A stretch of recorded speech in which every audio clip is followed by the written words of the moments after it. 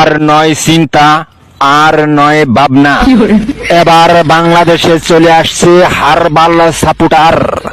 আপনি কি ভিডিও বানাতে বানাতে ক্লান্ত? সংসারে অশান্তি, ভিডিও বানাতে রুচি হচ্ছে না?